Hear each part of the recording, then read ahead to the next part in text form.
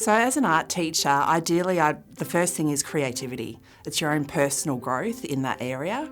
Ideally, if you've got some work experience in that as well, that would be wonderful. But for me, it's really down to the creativity. Time management is key to this. We only have an hour in our art classes, so to be able to get everything done in that time, make sure you're cleaning up, make sure you're tending to every child, you've really got to have your time management up to key.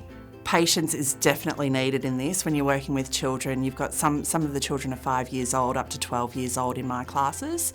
So you really do need to make sure you're understanding what they need at that age.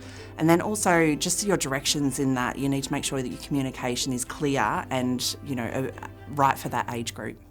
As an art teacher, I fell into this role, and it surprised me how much I would get out of it.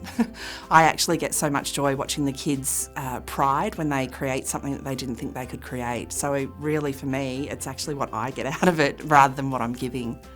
When you're interviewing for an art teacher position, ideally you want to talk about your experience, but if you don't have any experience in a workforce, it's just your experience at school, perhaps working with your teacher, working with other classmates, but then also perhaps experience with children yourself. That could be your own children, it could be, nieces and nephews, who knows. But just as long as you've got some form of experience in that, and then also it's about your own personal projects. So I'd really love to see your own artworks that you've created. I think as an art teacher, you really need to keep up your own personal creative practices. So whether that's painting, photography, whatever it is that you love to do, make sure that you keep that up as well to keep the inspiration going.